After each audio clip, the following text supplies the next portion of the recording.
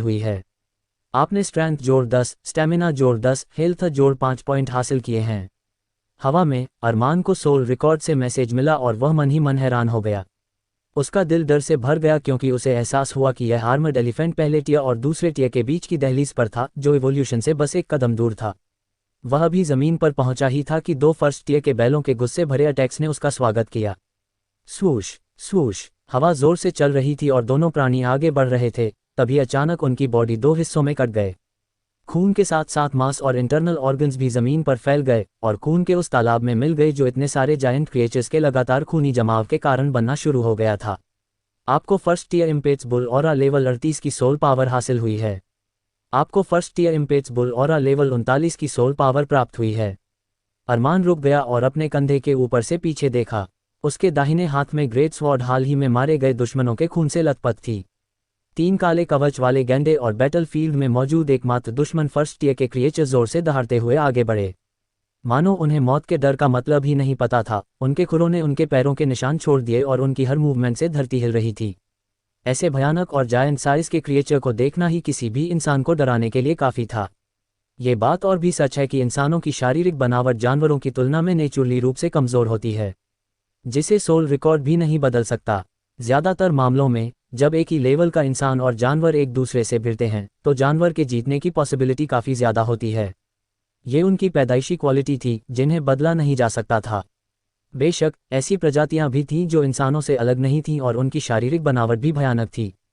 हालांकि ये दूसरी दुनिया की चीज़ थी, न कि धरती की जहां अरमान का जन्म हुआ था।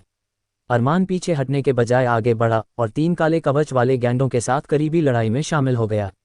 जानवरों के पास स्पेशली डिफेंस काफ़ी अच्छा था और उनकी ताकत भी भयानक थी। हालांकि अरमान की स्पीड लाइटनिंग मूवमेंट के इस्तेमाल के तहत एक सेकंड टियर क्रिएचर के बराबर थी, इसलिए वे 3 क्रिएचर उसे छू भी नहीं सके और खूनी घाव से जल्द ही ढेर होने लगे। जेनिफर ने चुपके से अपने मोती जैसे दांत भींच लिए और उसकी आंखें अजीब तरह से चमक उठीं। उसने अपना नाजुक हाथ आसमान की ओर उठाया और उसकी ठंडी आवाज़ गूंजी, आइस बुलेट्स। 100 से ज़्यादा आइस बुलेट्स ज़मीन से कई मीटर ऊपर दिखाई दी और उसके हाथ की एक लहर से उन्होंने बैटलफील्ड पर बमबारी शुरू कर दी। लगभग 100 की क्वांटिटी में अनरैंक क्रिएचर अब बिखर गए थे। इस प्रकार कई आइस बुलेट्स ज़मीन पर लगी और छोटे छोटे छेद बन गए जिन्हें जल्द ही बर्फ़ की एक पतली लेयर से बंद कर दिया गया। हालांकि जेनिफर ने काफ़ी बड़ा अटैक किया था और उसने सटीकता पर फोकस नहीं किया था। इसके बजाय उसका मेन टारगेट कम से कम टाइम में ज़्यादा से ज़्यादा दुश्मनों का सफाया करना था। कई अनरैंक बीस्ट की बॉडी के अलग अलग हिस्सों में छेद हो गए थे। जेनिफर द्वारा बनाई गई आइस बुलेट्स ने उन्हें एक तरफ से दूसरी तरफ छेद दिया था और उनमें से कई की बॉडी पर खूनी छेद दिखाई देने लगे थे। यहाँ तक कि जिन लोगों के सिर में एक या एक से ज़्यादा आइस बुलेट्स लगी थी उन्हें भी जेनिफर की इस स्किल द्वारा उनकी बॉडी को कई बार छेदने से नहीं बख्शा गया।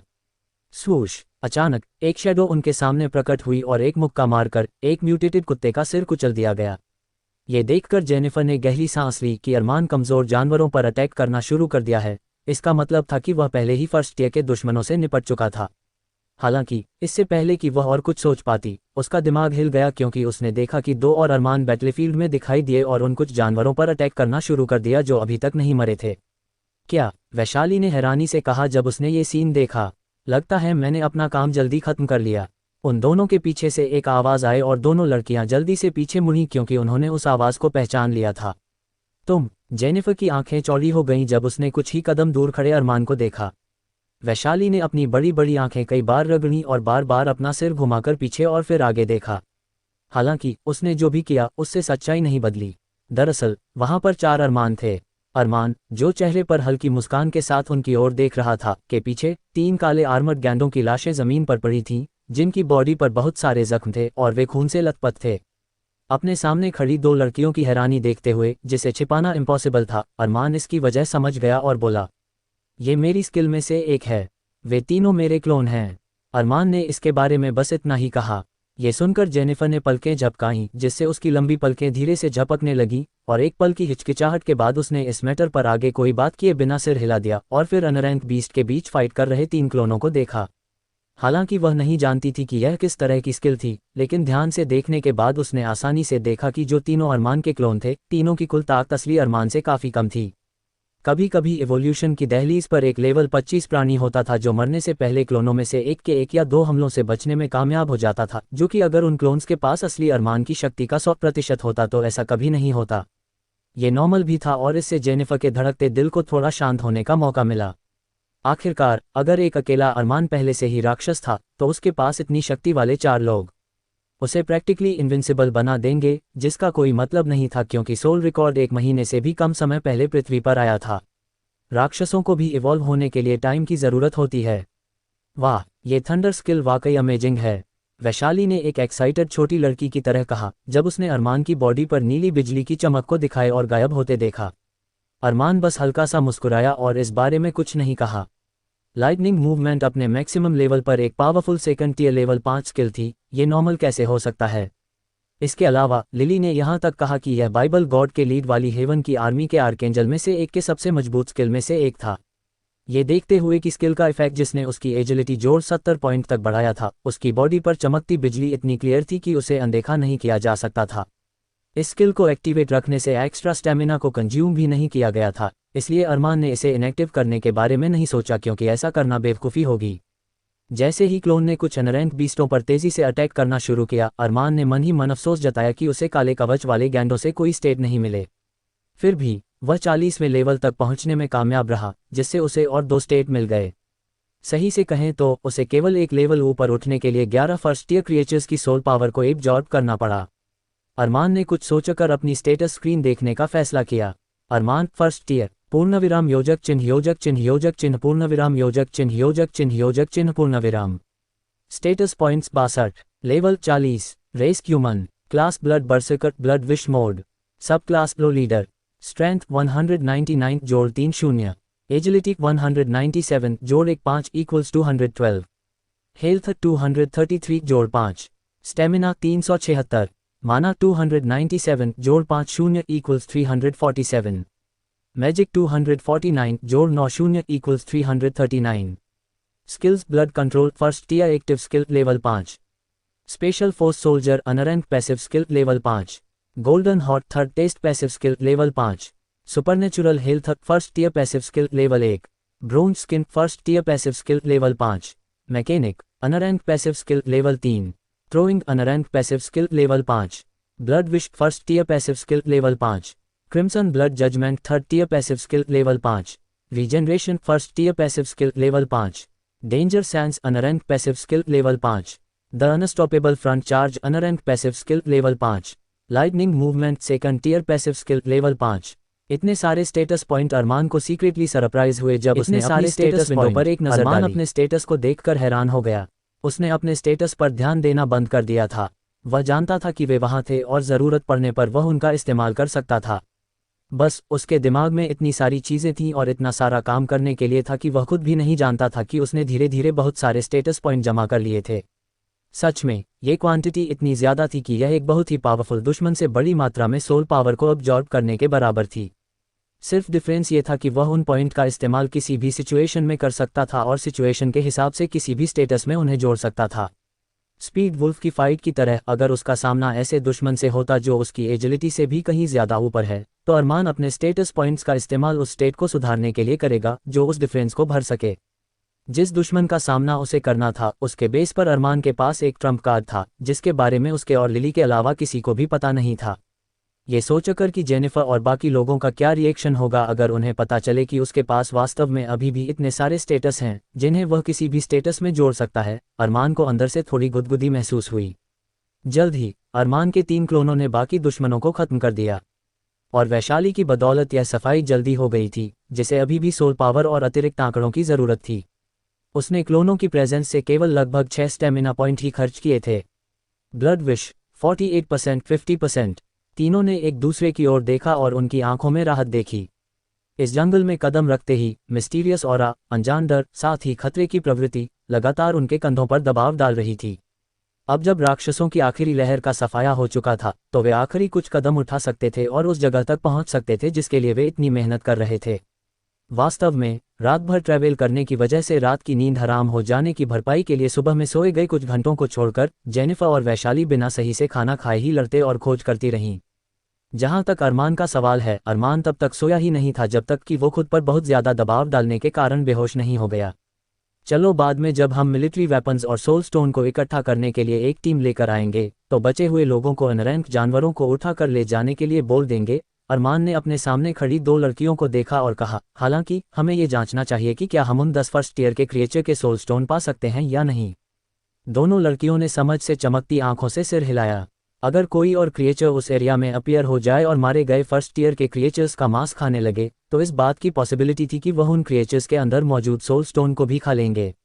अनरैंक क्रिएचर या इंसेक्ट शायद कभी भी उन एरियाज में नहीं जाते थे जहां फर्स्ट ईयर के क्रिएचर छिपे रहते थे, और उनकी मृत्यु के बाद भी माना से भरी डेड बॉडीज उन्हें कई दिनों तक दूर रखने के लिए काफ़ी थीं। इसके अलावा ये भी पॉसिबिलिटी थी कि कुछ पावरफुल लोग जंगल में आने की कोशिश कर सकते हैं, और अगर वे इस बैटलफील्ड में पहुंच गए और फर्स्ट ईयर के सोल स्टोन को हासिल कर लिया तो अरमान और बाकी लोगों को बाद में इसका काफ़ी अफसोस होगा। इसलिए इन सब से बचने के लिए वे तीनों कीमती लेकिन फर्स्ट ईयर सोल स्टोन्स की खोज में एक साथ काम करने लगे। जानवरों की विशाल खोपड़ियों के अंदर कुछ मिनट तक खोज करने के बाद अरमान ने गहरी सांस ली और उन दो लड़कियों के पास जाने लगा जो उसकी ही तरफ आ रही थीं। तुम्हारे चेहरों को देखकर मुझे लगता है कि तुम इतने लकी नहीं थी, अरमान ने मुस्कुराते हुए कहा। वैशाली ने अपनी हथेली खोली तो उसमें एक गहरे नीले रंग का स्टोन दिखाई दिया जिसमें सैलरी की रोशनी निकल रही थी। उसमें कई खामियां और किरचें थीं। मैं इसे फ्रॉस्ट लायंस में से एक के अंदर ही ढूंढ पाए, वैशाली ने अफसोस के साथ कहा। जेनिफर ने अपनी दोनों हथेलियां खोली और अपना सिर हिलाया। मैं भी इतनी लकी नहीं थी, मुझे केवल ये दो ही मिले। ये देखकर अरमान ने भी अपनी हथेली खोल दी जिसमें से एक फर्स्ट ईयर सोल स्टोन निकला और उसने कहा, कम से कम हम 4 फर्स्ट ईयर सोल स्टोन हासिल करने में कामयाब रहे। मुझे लगता है कि यह काफ़ी है। दोनों खूबसूरत लड़कियों ने एक दूसरे को देखा और फिर कंधे उचकाकर सिर हिलाया। उन्होंने 3 फर्स्ट ईयर सोल स्टोन अरमान को सौंप दिए जिन्हें उन्होंने ढूंढा था, और अरमान ने उनके सामने उन स्टोन को अपने बैग में रख लिया। कुल 10 फर्स्ट ईयर के प्राणियों में से अरमान का ग्रुप 4 फर्स्ट ईयर के सोल स्टोन हासिल करने में कामयाब रहा था। इसका मतलब यह था कि 50% से भी कम जानवर अपनी बॉडी में सोल स्टोन बनाने में कामयाब रहे थे। तो फिर हम आगे बढ़ें, वैशाली ने आगे की ओर देखते हुए और प्यारे अंदाज में अपना चेहरा झुकाते हुए कहा। अरमान ने वैशाली की बात सुनकर हामी में सिर हिलाया और फर्स्ट ईयर के क्रिएचर्स की डेड बॉडी की ओर इशारा करते हुए कहा, हमें इस जगह पर लोगों को लाने के लिए सब कुछ जल्दी से जल्दी खत्म कर लेना चाहिए। फर्स्ट ईयर के क्रिएचर की बॉडी एक ट्रेजर है, चाहे कोई इसे किसी भी नज़रिए से देखे, और हम उनमें से एक को भी नहीं खोना चाहते हैं। जेनिफर ने सहमति में सिर हिलाया और बताया, वास्तव में न केवल उनकी स्किन और शेल बेहद मजबूत और सॉलिड हैं, बल्कि कुछ तो मेटल के समान या उससे भी ज़्यादा सॉलिड हैं। उनका मीट और ब्लड ह्यूमन बॉडी के लिए बेहद न्यूट्रिशियस है। फर्स्ट ईयर के प्राणियों का मीट न केवल उचित रूप से पकाए जाने पर बेहद टेस्टी होता था, बल्कि इससे कमज़ोर प्राणियों को मुफ्त में स्टेट पॉइंट भी मिल सकते थे और सर्दी जुकाम जैसी बीमारियों को ठीक करने में भी मदद मिलती थी। Fortunately 4 first year soul stone के अलावा वैशाली को एक स्किल स्क्रॉल भी मिला था जो उसने अरमान को दे दिया था। अरमान ने भी इसे बाद में देखने के लिए अपने बैग में रख लिया, क्योंकि रात होने के कारण घने जंगल में सूरज की रोशनी मुश्किल से ही पड़ रही थी और वे जानते थे कि अपनी सृष्टि को बढ़ाने के लिए यात्रा को जल्द से जल्द पूरा करना बेहतर होगा। जल्द ही वे तीनों उस एरिया को छोड़कर जंगल में अंदर चले गए। ओह, अरमान ने राहत की सांस ली जब उसने कुछ मीटर आगे मिलिट्री शिविर देखा। पूरे रास्ते में उसकी मसल्स पूरी तरह टेंस थीं और वह लगातार सतर्क था। ऐसा इसलिए था क्योंकि 10 फर्स्ट ईयर के क्रिएचरों और अनरैंक जानवरों का एक साथ आना बहुत ही अजीब था। आमतौर पर जानवर एक दूसरे से लड़ते थे क्योंकि उनके पास कोई इंटेलिजेंस नहीं थी, वे बस बिना रुके लगातार इवॉल्व होने के लिए लड़ते रहते थे। इसलिए अरमान किसी मॉन्स्टर या विसंगति के प्रकट होने का वेट कर रहा था, ठीक उसी तरह जैसे तब हुआ था जब वे यूनिवर्सिटी के मैदान से बाहर नहीं निकले थे, जहां माना ब्रून के एग्जिस्टेंस ने उस एरिया के प्राणियों को आपस में लड़ने से रोक दिया था, जिससे उनके भीतर की वॉयलेंट प्रवृत्ति दब गई थी। हालांकि ऐसा लग रहा था कि उनकी चिंताएं नेसेसरी थीं, क्योंकि वहां किसी ऐसे प्राणी का कोई निशान नहीं था जो उन तीनों लोगों की लाइफ को खतरे में डाल सकता था। जेनिफर ने भी राहत की हल्की सांस ली, जिससे पता चला कि वहां मौजूद सिर्फ अरमान ही नहीं था जो रास्ते में आगे छिपे खतरों के बारे में चिंतित था। वुल्फ स्पाइडर के समुद्र के भयानक रूप से लेकर 10 फर्स्ट ईयर प्राणियों के लीडरशिप में अनरैंक जानवरों के झुंड तक, चाहे दोनों में से कोई भी सिचुएशन हो, दोनों ही बेहद खतरनाक थे। ऐसे हमलों से एक नॉर्मल इंसान या यहाँ तक कि एक मिलिट्री फोर्स भी उनके सामने आने पर डिस्ट्रॉय हो जाती। अगर अरमान वहां पर न होता तो जेनिफर खुद और वैशाली भी स्पाइडर के समुद्र में मारे गए होते। भले ही जेनिफर बेहोश न हुई होती, लेकिन उसके माना और स्टेमिना भी खत्म हो जाता जब वो इतने सारे क्रिएचरों से लड़ती। जहां तक अकेले ही 1 लाख से ज़्यादा जानवरों को मारने की बात है, यह ऐसा काम नहीं था जिसे फर्स्ट ईयर का प्राणी सिर्फ इसलिए पूरा कर सकता था क्योंकि वह हाई एग्जिस्टेंस था। इसलिए ये कहा जा सकता है कि केवल अरमान के ग्रुप के पास ही इस जगह तक पहुंचने की काबिलियत थी। अरमान को इस बात का अंदाज़ा भी नहीं था कि कई 100 मीटर की दूरी पर एक पेड़ पर एक वानर उन्हें ठंडी निगाहों से देख रहा था। उस वानर की बॉडी लगभग 5 फीट लंबी थी, उसकी 2 उभरी हुई आंखें ऐसी इंटेलिजेंस से चमक रही थी जो एक नॉर्मल जानवर में नहीं होनी चाहिए, और ऐसा लग रहा था कि वो जानवर पेड़ से छलांग लगाने और साउथ वेस्ट डायरेक्शन में भागने से पहले हिचकिचा रहा था, लेकिन थोड़ी हिचकिचाहट के बाद साउथ वेस्ट की ओर बढ़ने लगा। अरमान ने मिलिट्री शिविर के एंट्री गेट के पास पहुंचकर उस पर एक जोरदार किक मारी, जिससे वो कई मीटर दूर उड़ गया और एक जोरदार धमाके की आवाज़ चारों ओर गूंज उठी। एंट्री गेट के पास ज़ॉम्बी के एक ग्रुप ने अपने पीले चेहरे और बेजान आंखें उन 3 लोगों पर टिका दी जो अभी अभी उनके सामने आए थे। अपने गले की गहराई से आती हुई गड़गड़ाहट के साथ 20 से ज़्यादा ज़ॉम्बी अपने हाथ हिलाते हुए उनकी ओर लड़खड़ाते हुए बढ़ने लगे। वैशाली और जेनिफर ने ज़ॉम्बी द्वारा पहनी गई मिलिट्री वर्दी को देखकर आह भरी। हालांकि उनकी कमर पर बंदूकें थीं और उनमें से कुछ ने अपनी पीठ पर मशीनगन भी रखी थी, लेकिन ज़ॉम्बी हथियार चलाना नहीं जानते थे, वे बस आगे बढ़ना, लोगों को खरोंचना और काटना जानते थे। अरमान को इस बात की परवाह नहीं थी कि ये ज़ॉम्बी पास्ट में देश के बहादुर सैनिक थे या नहीं। उसके लिए जो कुछ भी उसके और उसके परिवार के रास्ते में जाने के बीच खड़ा था, वो एक दुश्मन था जिसे मिटाने की ज़रूरत थी। इसलिए बिना किसी हिचकिचाहट के उसने अपने फुल कोट के अंदर छिपाए हुए डेजर्ट ईगल को बाहर निकाला और उसे आगे की ओर पॉइंट किया और चला दिया। एक जोरदार धमाका हुआ और 50 मीटर आगे मिलिट्री वर्दी पहने एक ज़ॉम्बी के माथे के ठीक बीच में एक खूनी छेद हो गया और फिर वह धड़ाम से फर्श पर गिर पड़ा। स्पेशल फोर्स सोल्जर स्किल के साथ अरमान सर्वनाश से पहले ह्यूमैनिटी के बेस्ट सोल्जर से भी कहीं ज्यादा ऊपर था, इसलिए उसका शूटिंग स्किल परफेक्ट थी। वास्तव में वह अपने दुश्मन के सिर पर निशाना लगाने में कॉन्फिडेंट था, जब तक कि वह उससे कम 200 मीटर दूर न हो। तेज गोली की आवाज़ से अट्रैक्ट होकर ज्यादातर ज़ॉम्बी लड़खड़ाते कदमों से मिलिट्री शिविर के एंट्री गेट की ओर बढ़ने लगे।